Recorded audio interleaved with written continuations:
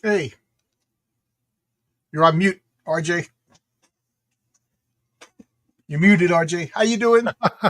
Welcome everybody. Thank you, John. Welcome everybody. Yeah, I'm trying to get used to the new StreamYard layout. Apparently, I have to mute myself manually in order not to be heard when the video is playing.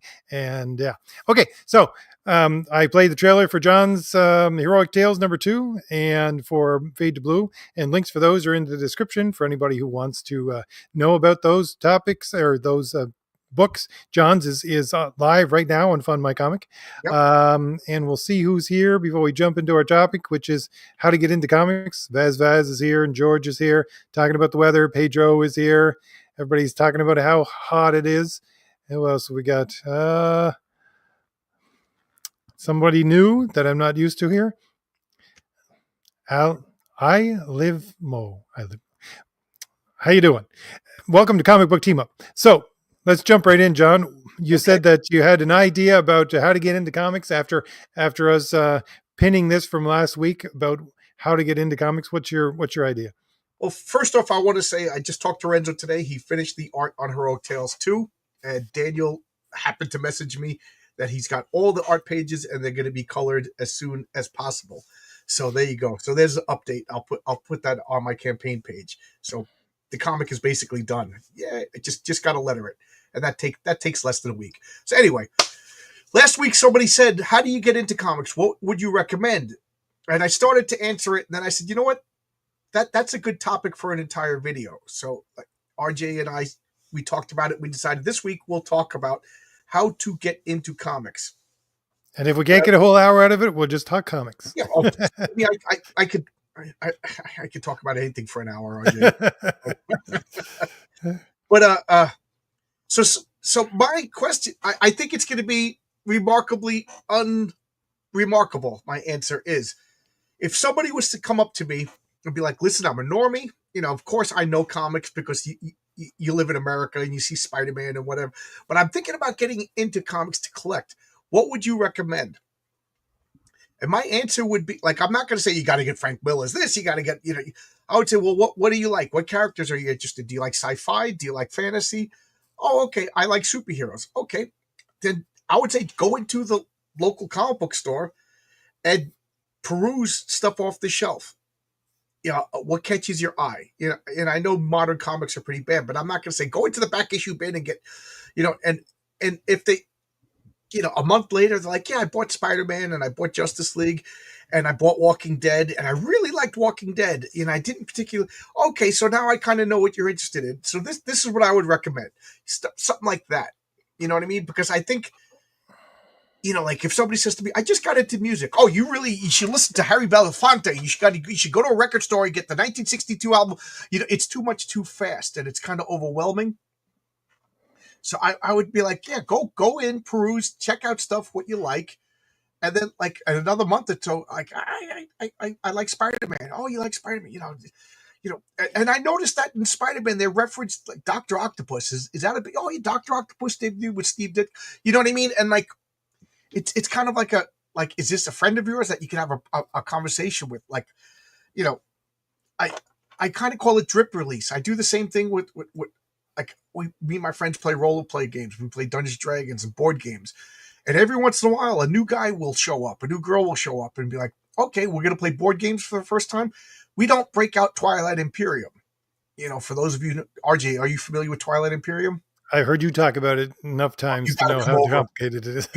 You got to come over. It's a 10-hour opera space opera game. Each turn is 40 minutes, and you're riveted the entire. But that is like the end goal. If you could handle Twilight Imperium, you're in the top 1% of board gamers. But you don't start with that. You start with maybe Settlers of Catan and a Ticket to Ride, and then you kind of you're there for what are you interested in. I don't want to force my stuff on other people. You know what I mean? Oh, you got to read Chris Claremont X-Men. You got to read the John Byrne Fantastic Four. Like that will come up sooner or later. But just guide them on their own journey. How does that sound? Is that underwhelming?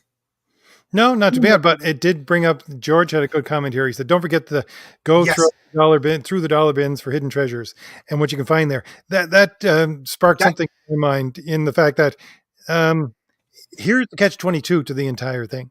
You want them to read good comics, so you right. don't flood them with garbage. But at the same time, I would think that what you want to do is give them the experience that we had growing up with comics, which was the fact that you don't treat it like it's the Holy Grail. It's just something you throw in the corner and read. That is how you get into comics. Okay. George, you're absolutely right. I can't believe I totally missed that. But like, okay, go into the comic book store and see if they have a dollar bin, and just bring $10 that you gamble on. That is a really good answer. Now, can I change my answer, RJ? Go go to the comic book store, see if they have a dollar bin. Take $10 that you would have spent on 2 coffees at Starbucks, and just grab stuff from the covers that you like. You know, Exactly. And that's a if they good get one. destroyed, they get destroyed. If they're half destroyed already, you don't care. Yeah. And then when you have like a little bit, I kind of like this. They talked about the Legion of Superheroes. Do you know anything about the Legion? Do I know anything about the Legion of Superheroes? Do I? And then like because if I was to say here, read this Great Darkness saga, I don't think they would get the importance of this is Darkseid for the first time in 20 years in a comic book. You know, like if they were to read, I know you're not a big Alan Moore fan, but everybody but me seems to like the Killing Joke. It's even as much as an Alan Moore fan, I don't particularly like the Killing Joke. But then you recommend that to somebody, and they're just like, I kind of didn't like it. It was such a downer, you know. Yeah, or the Dark Knight Returns. This art is terrible. Like if somebody is just getting into comics for the first time, Dark Knight Returns is kind of like, I don't know, an acquired taste. Funny thing Or, about dollar bins is it's always hit and miss. There was the place that I used to go to, the hole in the wall, his dollar bins were overflowing, but there wasn't much there. I went through them and just scoured for anything good over and over again. But the place down the street, which I really don't like to go to, in their dollar bins, they had most of the George Perez Teen Titans run. I'm thinking, you have these in the dollar bins? Really? Is really? someone come across those for the first time and start reading those for $1 a piece. Now that is something that would, to me, would hook you on comics, Oh right? yeah. I told you one of my greatest dollar bin finds was a store. They would get rid of all their comics and they were just going to convert to like a Magic the Gathering place. And it since went out of business. So they just had long boxes all over the place on the floor, on picnic tables, and everything was $1. And I found almost the entire uh, Thunder Agents. I think I was missing like 2 or 3 issues of the Thunder Agent, $1 each, in really good really good condition. So yeah, George, I changed my answer. You have the right answer.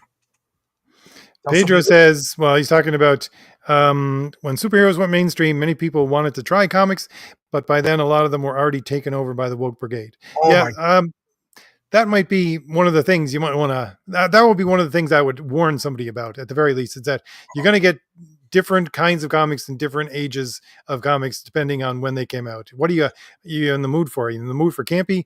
Go for something from the '60s because you can still find really cheap stuff from the '60s. You want something that's mainstream comic book that you see, on the big screen. You probably go for '80s comics.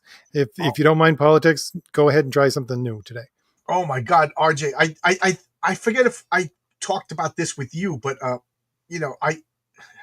just today when I was doing my comics, I was doing my live video just before, and I was showing a sticker from one of my Mr. X comics. I got it in the Incredible Pulp, which was my comic book store. I worked in it. That was my comic book store, and it went out of business like in '93, and it shows you how long that comic's been sitting in my to read pile since 1993.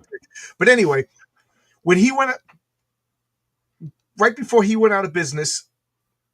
No, not him. It must have been Cosmic Comics, the other store. But right before they went out of business, they said at least once a week, somebody would come in, like a father, a mother, with their little kids.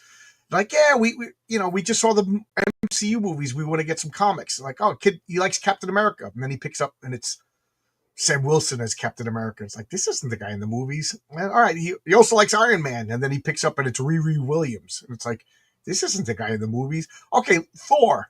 Oh, Thor is it's not the guy in the movies. Not only that, it's a woman, but not just a woman. It's a woman with cancer. Oh, okay. And he says that they'll pick up like a pack of baseball cards on the way out, and he says he never sees them again. Yep, It's I've experienced that same thing myself, just going through the long boxes in that hole in the wall because he was on a main street, and I would be going through the long boxes over and over and over again because this guy's place was a disaster. But that's why I liked it because you could find little gems here and there. But every once in a while, during the summer especially, there would be a family or a guy with his kid come in, and they would be looking for something, and he would point them towards a couple of things, and they would walk out usually with nothing. yeah, it's such a shame, isn't it? And you know, I remember when the retailers were complaining, saying the same thing. Like what? I'll never understand that like you're old enough to remember when Batman '89 was in the movie theater. I went to the movie theater and they had comic books in the movie theater. And then you went to Toys R Us and they had Batmobiles, and then you went to the local comic book store, they had movie accurate comic books, and then ads for the regular comic line of comics. And it got so many people into Batman. Like, oh, Batman's not this, Adam West Zonk's bash boom pow. It's like dark. And that was the way they did it. That Batman '89 movie got so many people into Batman comics, and then Batman got them into everything else. Now Marvel, they don't have comics in the movie theaters. They actively changed the characters in the comics, so when people saw the movies, they went to buy the comics, and they're like, they didn't line up. Like this, they did it so often that it cannot be an accident. They had to have done it on purpose. And I just don't understand. I know you make a whole bunch of videos explaining this woke, but it's just so alien to me. You know, That's one topic that I've never covered, and it's because no one ever talks about it. Usually I cover things that I have material on, right? And that they would talk about in podcasts or whatever. I've never come across that subject, quite honestly. Listening to really, Marvel podcasts over and over and over again, I've never heard an explanation as to why they would not do that. There's no even discussion about it because I was just listening to a couple of reviews from the new Superman movie that came out, right? A couple of people on YouTube they're a bit normies and things like that. They do movies. They're not really what do they superhero think? people. I've been actively avoiding because I don't want spoilers. And Oh, there's a big spoiler. But anyway, uh, um, just is, so is it keep woke and away from preachy? spoilers. I, No, it's not, but it's very much. We'll say most people say it's a cartoon in live action, okay, so don't try to take it seriously. okay.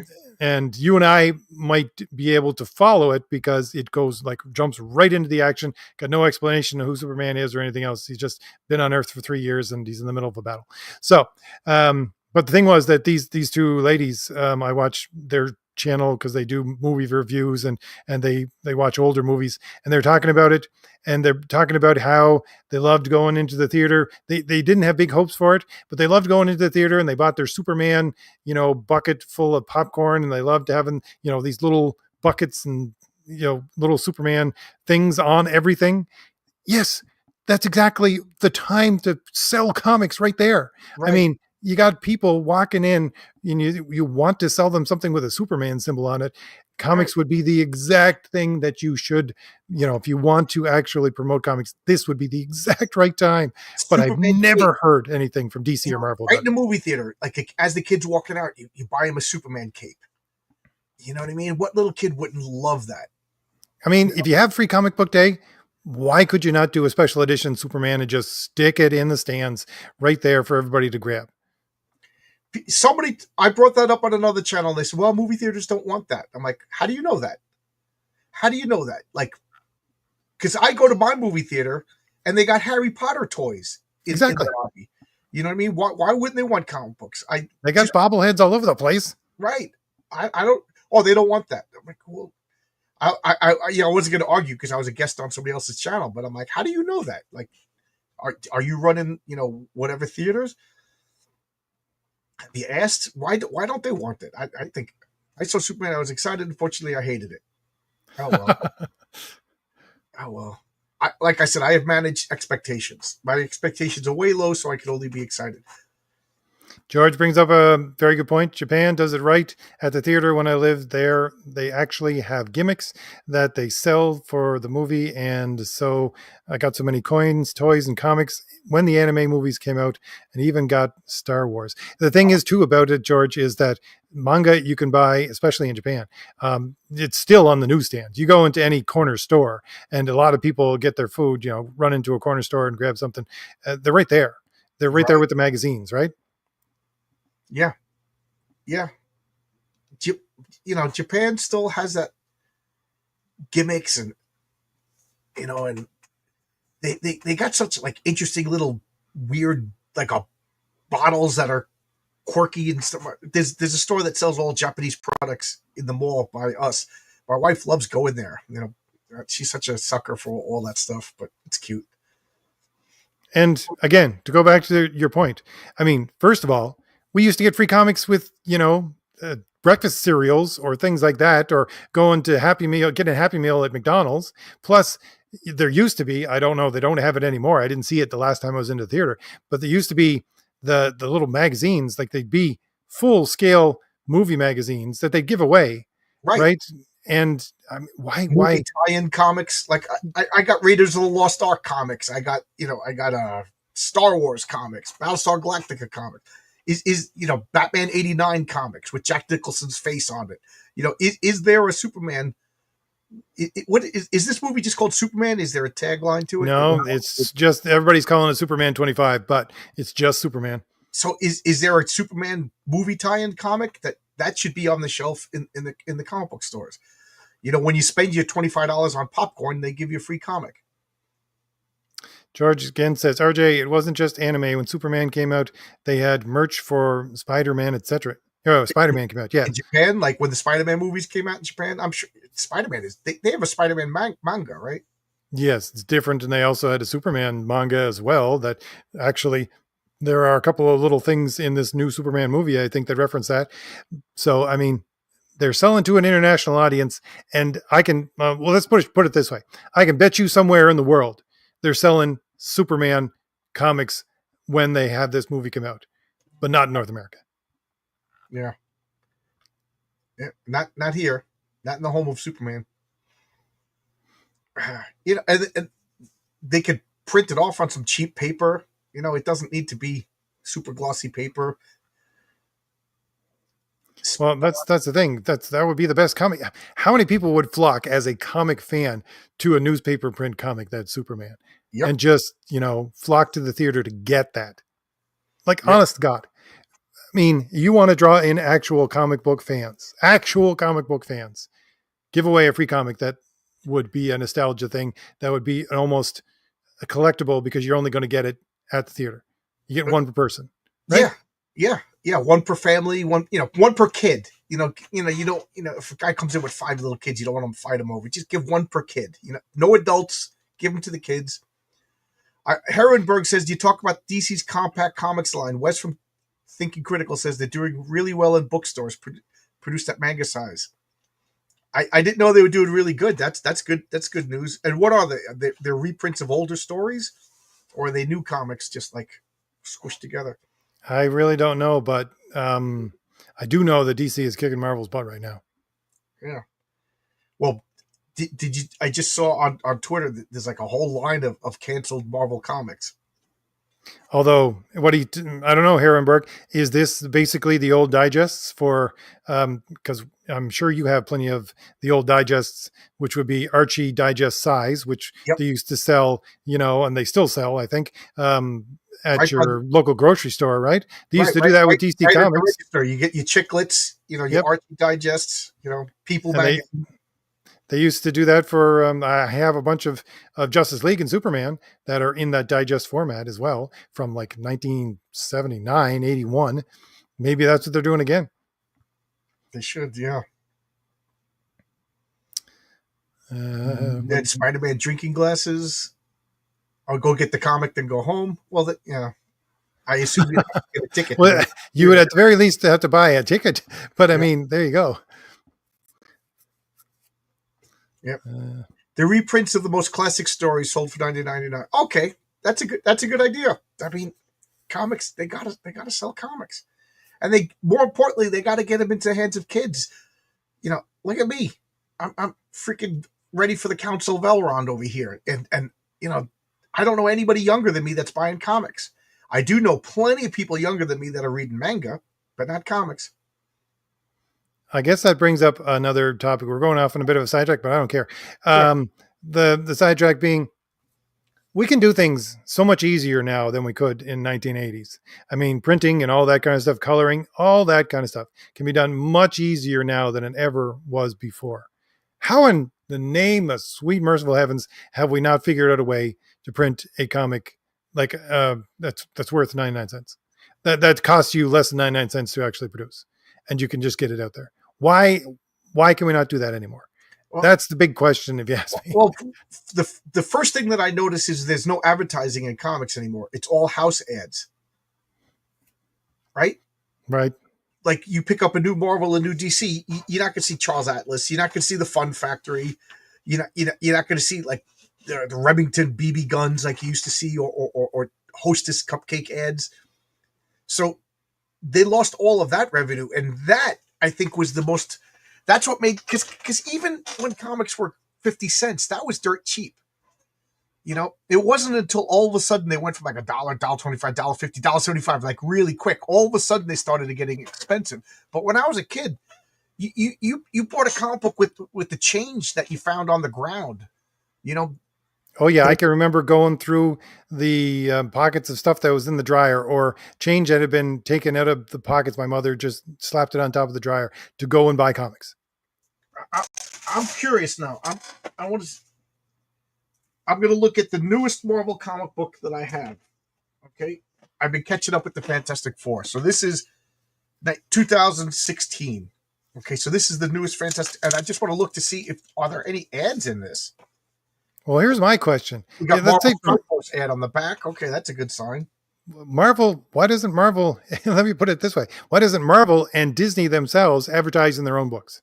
I mean, there could be enough Disney advertisements in a Marvel book in order to sell the book. Right. Wolverine, Friendly Neighborhood Spider-Man. These are the ads. These are all Marvel ads. Champions #1. And I'm just flipping through the book. Doctor Strange, Fantastic Four, Invaders. These. Oh, you can't see, but I don't see one non-Marvel ad. Black Widow. So there you go. There's no ads in Marvel Comics anymore. That was a big factor. So, like, somebody get.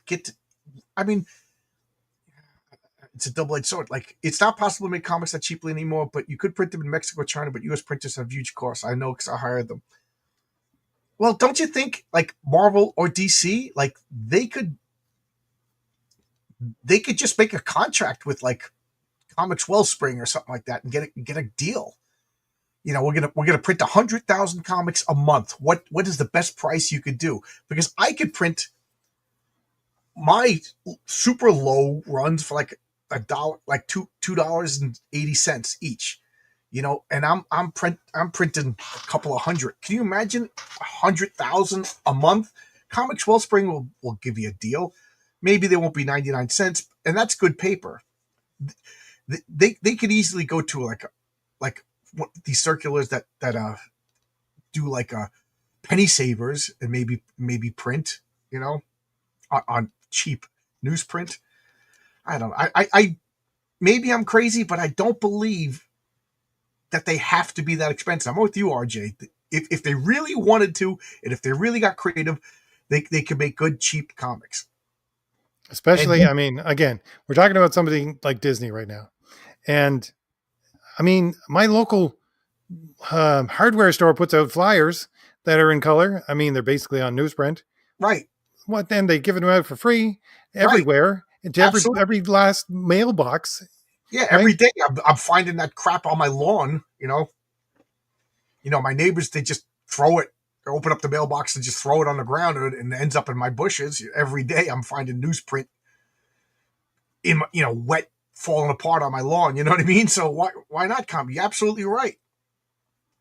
If the local community Penny Saver could do it. You tell me Marvel, a worldwide company, can't do it? Yeah. How many, like, if they take all of their comics, would even right now, do you think it's like 100,000 copies a month if you took all of their titles? And they could get some sort of deal. I don't know. Maybe I don't know what I'm talking about. Well, maybe I don't know what I'm talking about And, either, but I and can the see funny people thing is, doing it. I would recommend that they do the opposite. They go back to pre-crisis DC and make just comics that can be read in any order. Yeah. You know what I mean? Just make like comics like old Silver Age Marvel, old Silver Age DC. Okay, the Fantastic Four goes to the moon, has an adventure on the moon. The next issue, the Fantastic Four is in the Savage Land, the fighting dinosaurs. Maybe they'll reference Doctor Doom or something like that, but they don't need to be like soap operas like they used to be.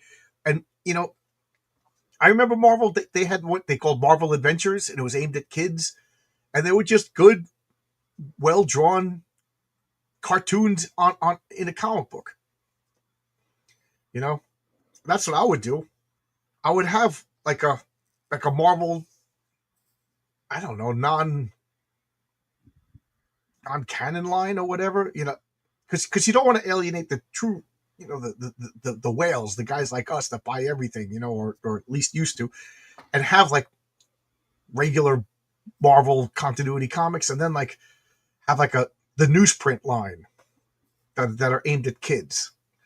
That don't really change continuity. That Aunt May is always old and enfeebled, and nothing ever changes, kind of thing, like it used to be, for dirt cheap, and then get some advertisements. Advertise what do kids like? I don't know, video games. Try to talk to Sega and Genesis. I don't even know if those are the popular video games now. Pokemon cards and stuff. What do I know? Guys in the audience, am I talking crazy? I don't think you're talking crazy. I can only think these people don't want to do it. Yep, I agree.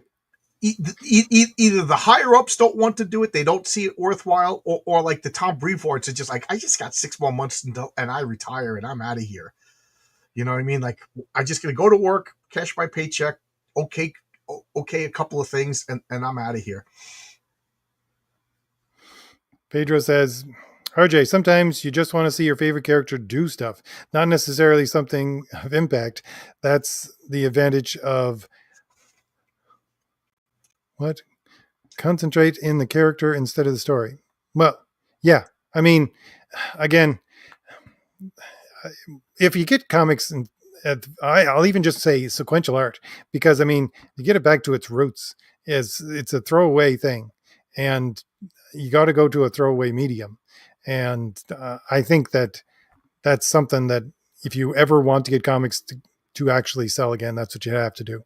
But again, that's not something that people would call comics today, a throwaway medium anymore. It's a collectible, not a throwaway medium. And Right. That's the difference. So wherever you're going to get back to that, I don't know. But hey, let me put it this way. There is a ray of hope in all of this, in the fact that, and unfortunately, you see a lot of dead internet theory and a lot of things that are going on in the world today where the internet is becoming almost as if it was cable TV. And once it gets to that point where, it's going to be, everything is paid for and the internet is clamped down, because the day is coming that's going to happen more and more, especially with AI. People are going to get back to print, if you ask me. Maybe I'm completely off the wall with that, but I think people are going to go back to print when finally the wild west of the internet dies completely. Herrenberg says you soliciting more commercial ads would make comics cheaper. The only drawback was but they sent the media mail back then. Did the laws change, or am I misremembering? My question is, again, why do we need a central printer? Seriously, if you can get, again, let's go back to the hardware store analogy. Okay. You got a hardware store that's a chain store, and they're not making up their own ads, but they're printing them off at the local place. Everybody just gets sent the local PDF or whatever it is to their local printer in order to print off the same stupid flyers, which are 10 to 15, 20 pages. And then they go out to everybody in their mailbox in every store and you can pick them up for free. Why can't they do that? Why do we need a central printing place in order to print all of these things? It doesn't make any sense. Yep. Yeah. I don't know if you have Penny Saver, but Penny Saver, it's free and it shows up like clockwork. And it's funny because my wife is probably upstairs listening, and right now her ears are perking up. But I take it and I throw it away. And my wife's like, I was going to look at that. And then I put them on the bench where we put all of it, and it sits there for 3 months, and then I throw it away. It's like, it's going to get thrown away unlooked at, so let's just throw it away right now. Yeah, I went to my mailbox today and I picked up another flyer and I'm going, didn't I just get 3 of these? And I was, yeah. And like you said, printing, we have more technology right now. Like, there's got to be printing press. Oh, my wife just sent a message. 2 weeks, not 3 months. So, yes, she's listening. I'm in trouble, ladies and gentlemen. It's nice knowing you. After I just had a big long talk about my wife about how I'm trying to be nicer. Because the heat is going to be snappy. Herwenberg brings up a good point, and it's a counterpoint to our discussion. And I'll extrapolate the big from this Herwenberg statement. It's the fact that we've become a society of laws, and everything has to have a law unto itself, and things are just so ridiculously red taped out the wazoo right now that it's hard to get something done. It's like the fact that you can no longer I don't even think that you can do what they used to do with, let's say, the G.I. Joe toys and the comic books and all that, and the television shows. Like, they started even in the late 80s, they got rid of that through laws, because you had parent associations going to Congress and saying, okay, we can't allow our children to be sold to in this way as consumers. And they got rid of that entire system. Every time somebody comes up with a good idea, like the G.I. Joe will sell toys and will sell comics and will have a television show as well, somebody, and we'll call it, what do we used to call it when I was a kid, or when I was growing up? Because when I was in high school, we used to look down at the kids after us and say there were a bunch of, they were raised by safety Nazis, right? It's a bunch of safety Nazis with their whole. I got a word for that, but I don't want to say it on your channel. Yeah, they just litigate the fun out of everything. So yeah, Herwenberg, you do bring up a good point that. Okay, but it's funny because I grew up by the beach. I grew up in Nassau County. We used to just hop on the bus when we were little kids right to the beach. And I use the beach as an example of freedom here in America. Everybody likes the beach. And then you go to the beach, and what do you see? A sign that says no dogs, no drinking, no radio, no skateboards. A lot of freedom we have here. You think Putin doesn't let people drink on the beach in Russia? You know what I mean? You think Putin doesn't let you play the radio in Russia? You know what I mean? Like, pretty free country, provided you don't smoke, you don't drink, you don't bring your dog, you don't skateboard, you don't do this on the beach. You just go to the beach and just stand there. And that's what America is. So many freaking regulations. You can't do anything. Try to open up a business in the United States. You have your own business, right, RJ? It's got to be, yep. Man, and you're dealing with 2 countries. You gotta be crazy. Yeah. I think this is maybe what we're getting to. The point of the heart of it is, I'll have people probably get at me in the comments, but multiculturalism doesn't work. The melting pot does not work. No. You need to have a homogenous society in order for everybody to understand the rules, so you don't have to have laws to tell everybody what to do. It's really what it is. No culture in the history of the world has succeeded as a multiculture. My wife is getting religious now, so the Tower of Babel warned us against this. You get all these different people together, the society breaks down. They can't. But this is going to sound awfully mean, but I work with a bunch of guys who are immigrants. They're great guys. I really like them. They're cool guys. But today I'm playing Led Zeppelin on my radio, and one of the guys like, "Oh wow, I like this. This is." I'm like, "How are you 47 years old living in America and you don't know Led Zeppelin?" He's like, "Oh, we didn't have this in my country." And I'm like, "How are we a country of like, you know, one culture and you don't even know basic rock and roll? Like rock and roll is about as American as you can get. Granted, yes, Led Zeppelin is English. You know what I mean? But like, this is rock and roll. This is like saying you don't know Elvis. This is like saying you don't know the Beatles. You know, this is, and we're one society. You know, we got to have a common shared experience to a certain extent. You know, can you imagine if I go to Japan and I'm living in Japan for 20 years? I'm like, I don't care for the emperor. You know, like what do you mean you don't care for the emperor? It's just silly. You know, a republic is the way to go. You don't need an emperor. Like you're not Japanese. You didn't assimilate. You know, like my he's not really my cousin, but I call him my cousin. He moved to England and became an English citizen. He had to swear to defend the British crown. And he said he felt really uncomfortable doing that as an American. And he's just like, well, I'm moving to another country, you know? Yeah. You know, I agree. It's just, I mean, I, I was just talking to somebody about this the other day. That's why I'm a little bit heated about it. But um, I live in the middle of nowhere. I mean, I live in the middle of nowhere. This is not a big place in any way, shape, or form. And yet, the local town, which is um, an hour's drive away from me, they have one theater, which is a multiplex, and they have 6 screens right now. And again, I live in the middle of nowhere. 2 of those screens are fully taken up by one movie that's in Hindi and another that's in the one of the other Indian dialects. And I mean, I, with all the immigrants coming in from India, there's some of these guys I really like. I know some of these people. Some of them are good friends of mine. But at the same time, that's not assimilating. yep. My grandfather came from Italy, and he forbade my father from speaking Italian. He's like, no, no, you are in America now, you know. So, you know, you speak.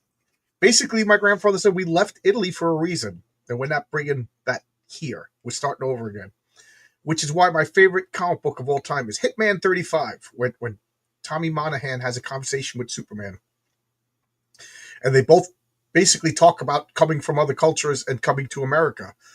And Superman is just like, yeah, you know, I'm American. I have the American experience. You know, I may be from Krypton, but my experience is American. I don't know what it's like to be anywhere else but American. And Tommy Monahan's like, yeah, I came here as a child from Ireland. He goes, and one of the things that drives me nuts is I'm an Irish Catholic from Ireland, and now I'm supposed to hate the Protestants here. He goes, that's the kind of stuff we left. And now we bring the worst of us of our battles and our hatred from the old country when we're supposed to start fresh. And you know, I love that particular issue.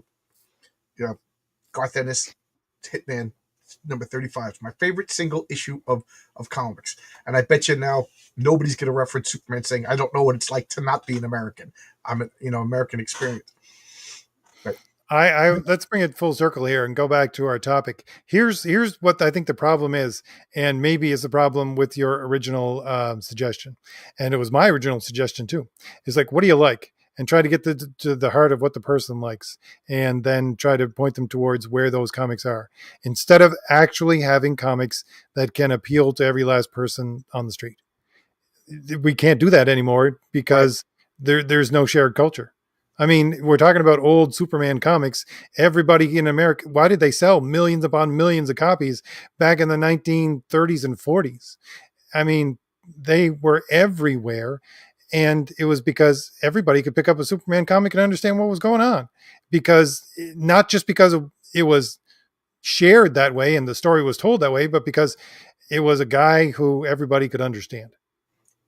And I'll throw in some controversy here. You know, from the 1800s till I'll say the 1990s, the bulk of immigration was Western culture people coming from Western culture, assimilating in Western culture. Like these, even back in Europe, you know, the Italians, the Irish, the whatever, they had the idea of individual rights, individual freedoms. You know, kind of like we are dependent upon ourselves. We are. I firmly believe this because it's happening all over Europe, but it's not happening in Africa. It's not happening in Asia. It's not happening in South America. The elites, the lizard people, the space aliens, whatever you want to call them, they're trying to destroy Western concept of individual rights. Oh yeah. As a byproduct, it's white people, but I think that's just an accidental, what do they say? A coincidental casualty. There's a word for that. Collateral damage. That's just collateral damage. But the idea of individual rights, individual freedom, is under attack right now, and that's why, I've been against diversity since the 90s. Back in the 90s, I thought it was a racial thing. I was like, they just don't like white people. As probably because of your channel, made me realize it's because they're getting rid of the concept of individual rights and replacing it with collectivists. Islam is a collectivist religion. Asia, Africa, these are all collectivists or people who, hate to say it, don't know better. So that's what's going on right now. It's an assault on, and when these, if I don't, people are kind of disappointed with Trump right now. Me too. But what's the alternative? We Kamala Harris comes back in, they're going to go after us. We Trump has been in office now 9 months, not one arrest. Oh my God! When Kamala Harris comes in, they are gonna be locking people up. Everybody. You watch. This is like we are this close to an existential crisis.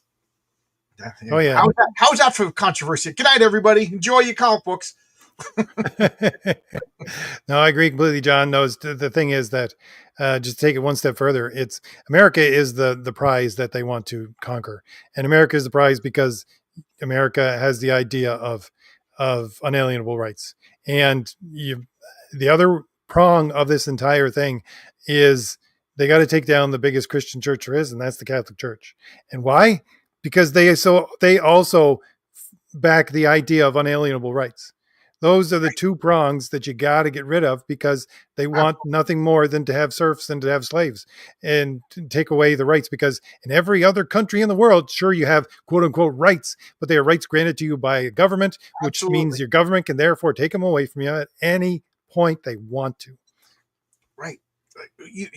This suffers from a lack of diversity. I'm like, does Nigeria suffer from a lack of diversity? I've never heard one person say it does. Why is that?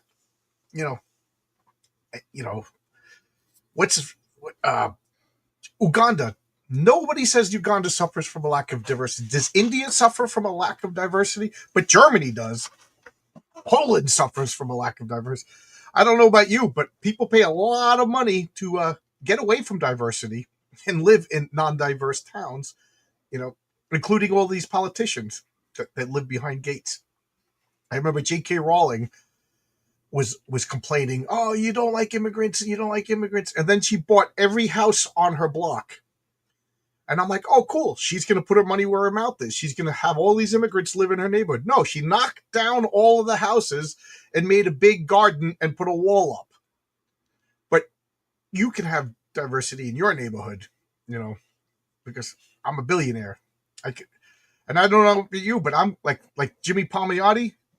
We had a political fight on Twitter, and I was just like, you left diverse Brooklyn or Queens or wherever you lived, and now you live in an all-white suburb in Florida.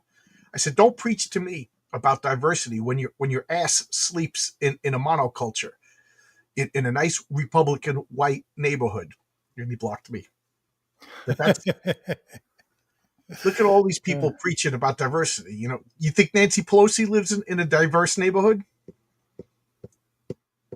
I'm sure the only diverse people there are fellow millionaires. I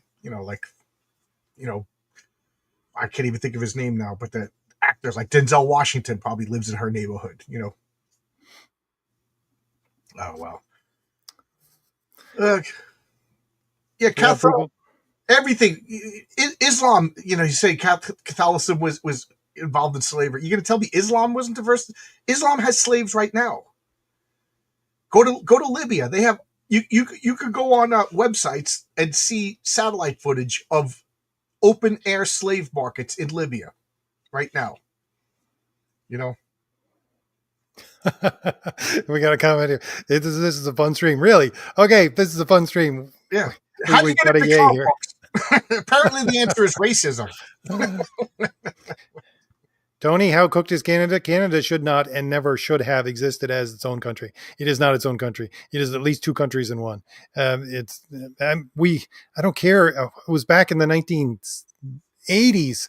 We were talking in political science class in high school about how Canada shouldn't exist as a country, and it's cooked. It's cooked right now. What do you mean? Like it should be French Canada, and English Canada? Oh yeah. Oh, Quebec has its own laws, like its own legal system, its own language. They don't take any, like, they don't put up with any of this immigrant crap that the rest of Canada has to put up with. They're telling them, no, no, no. Like, literally, they're very French and European. You can't name your child without running it through the language board in Quebec. Oh, I don't wow. know, because they have that much control over the language because they wanted to make sure that French stays dominant. It's its own country. It's a country within a country. I remember I went to Montreal because when I was 18, me and my friends, we drove to Montreal because you could drink at 18, and it was 21 in the States. And we went to a place called the Peel Pub, and we come in and we sit down and we're ordering beer and we're being drunk teenagers. And these very French, very lumberjacky, very big dudes came walking up to us. And they were purposely speaking French. And we don't understand French. And they were like, you could see that they were getting in battle stances. And then they started to realize that we were just Americans, dumb New Yorkers who didn't understand what was going on. But apparently in the Peel Pub, if you went into the bar and you sat on the right, that was for English speakers. And if you went in and sat on the left, that was for French speakers. Well, we didn't know. We just took a seat on the left and started talking. So they thought we were just, F you, we're going to talk English. You know what I mean? And they were just like, well, they're telling us that we can't put our sign. The federal government was telling, this was like 89. The federal government's telling us that we can't have signs in just French, that we have to put them in English. And I was like, well, why is the French government telling you what to do anyway? I said, you go down to Chinatown in Flushing, and they don't even have English menus in their restaurants. Like, you might as well spin the roulette wheel and see what you're going to get. And they were like, oh, okay. I said, yeah, I said, you should, and they were like, oh, we like these guys. I was like, yeah, that's the American way of thought. Do whatever you want. The government shouldn't be telling you what you could say, what you could speak, or what signs. If you want to alienate the English customers, that's your business. They didn't particularly like that answer, but that's the way I feel. You have the right to run a business poorly. Talking about sidetracks, John, last time I did that was probably in the Chinatown in Boston, and I spent the night wailing in pain because I got food poisoning. Oh, yeah. I ordered something because I used to transfer buses in downtown Flushing, which is all Chinatown. I loved it. The dumplings. And I would like, okay, I got 40 minutes for the next. So I'd try different restaurants and I'd try different things. And I remember once I ordered something and the lady was like, oh, and one of the customers was like, yeah, white guys don't usually order that. I'm like, what did I order? And he goes, jellyfish. I was like, oh, God. And it was just a plate with the fried jellyfish on. I was like, you want this? The guy's like, yeah. I was like, I'm not even going to taste this. Yeah. Tony Grego, I'd like to know what you'd think on the new Superman film. Are you going to see it? Probably, just because I want to go see more movies because of the experience I had going to watch the Mission Impossible one. It was just that it gave my mind a rest, right? It's like, I'll go see it. So I've already done one video on it, and I said I might do a review of it. So we'll see what it's like. I'll see if it's not. I mean, if it's woke and preachy, I'm not going to see it. But if it's just bad, I'll probably see it because I love Superman. Same with the Fantastic Four. If it's woke and preachy, I'm not going to see it. I don't pay money to be lectured. But if it's just a bad action movie, I'll find something to like. Well, I'll probably go see F1 before I do that because I got friends that want to go see F1. But there are a couple. You got some movies that people are saying are okay at the very least, which is something. Yeah. James Gunn. I did like Guardians of the Galaxy, but it worked for Guardians of the Galaxy. What works for just like what worked for Batman doesn't work for Superman. Tony's dragging us back down to the political discussion. Yes, Tony, I believe that the this whole thing it's referred to as the culture of death. The culture of death is the leading into the population decline of the entire Western world, and Yep, it's for a reason. yep. Same with transgenderism. This it's basically we're getting parents to joyfully sterilize their children. You know what I mean? Like I don't know any normal parent that is not waiting eagerly for the day they have grandkids. And now they, through manipulation, these parents are sterilizing their kids, and they just, I don't have kids, and the older I get, I kind of regret that. One day, one person said to me, you know, when you have children, the last third of your life is filled with new life. He goes, but when you don't have children, the last third of your life is filled with death. And I just dwelt on that maybe too much. And I think there's going to be a whole bunch of woke parents that are going to be regretting their decisions in the next 30 years. The one thing I did hear about the Superman movie, Tony, is the fact that even when there's a lot of preaching, not so much as in its woke preaching, it's a lot of tell don't show in this movie, where there people get up and say things, even when they're saying at one point, stop talking and actually do. He's actually giving a speech about stop talking and actually do, which makes no sense. But anyway. What did you say? I'd love to see a political channel with RJ and John. You're pretty much watching it right now. They're I don't go to the movies anymore because I don't want to waste. Yeah, like I don't want to reward. Like I've got to. I just don't want to be preached to. When I go to a movie, even I had a guy on my channel for a comic that I really liked, and my main no comic is perfect. So like my one criticism was I said in 2 pages the girl lectures her teacher in school. I said, and she said stuff that I wanted to hear, but I still don't want to be preached to in my comic books. And you can see the guy on my channel is like wincing a little bit. I said, but it was a really good comic. But even if I agree with you, I don't want to be preached to. Especially in my superhero comic book movies and books. If you wanted to make that political point, weave it into the story. But when the teacher asks a question and the kid literally, it's just like 6 panels of just like, judging George Washington as a slaver is missing the point. And blah blah blah blah blah blah blah. It's like it had nothing to do with the story. It was just you wanted to make a political point. All right, let's get back to Sure. the comic point here for this. Let me bring it back to this. The key to what I was talking about was the fact that we don't have comics anymore that everybody can get behind, because we don't have a society where everybody understands the exact same rules. I think that's why we had the death of comedy before anything else, because comedy is based upon everybody knows the shorthand and then can get the punchline. And that's why comics, which were originally based on let's make it campy, let's make it fun, Peanuts or Little Abner or the little Chinese kid, the yellow whatever it was, which was in the papers. Everybody could read those comics and everybody could understand them, and everybody could find something at the very least on the comics page that would make them laugh. You don't think it that anymore. Also, stand-up comedy. A lot of comedy is either telling truths or maybe like absurdity or shocking, and that was a death. Like even what's his name, Jerry Seinfeld says he can't do stand-up comedy anymore. Everybody's offended. Yeah, I do agree. Comedy was like the first casualty of all of this political correctness nonsense. The only thing that's funny anymore is the fact that you have, let's say, ethnic people making fun of their own ethnicity. They're the only ones who can do it. Right. You got Chinese people making fun of Chinese, or Japanese people making fun of Japanese. White people. Don't forget that. Yeah. But yeah, I think the death of comedy, in a strange way, signaled the death of comic books, because the origin of comic books was a little 3-4 panel comedic scene. That was the origin of the entire thing. Right. What I'm trying to think. What was? Remember RJ growing up in the '90s? every week there was a new low budget, cheap booby comedy film. You know what I mean? From Animal House to Revenge of the Nerds to whatever, that was just a staple. You'd get a horror movie and you get a comedy.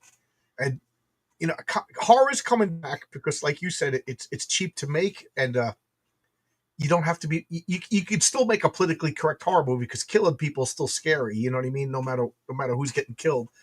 But like comedy, I'm trying to think, what was the last funny movie? Do you remember that? Like going to work the next day and everybody's talking about, did you see that movie? That was a funny movie, or the Carol Burnett show. What do they call that? Water cooler talk. There's nothing like that anymore. No, I can't even remember the last time there was a movie like that. And for me, like, see, I used to be the guy that collected comics, went to every last movie, and I was a story junkie and watched a lot too much television.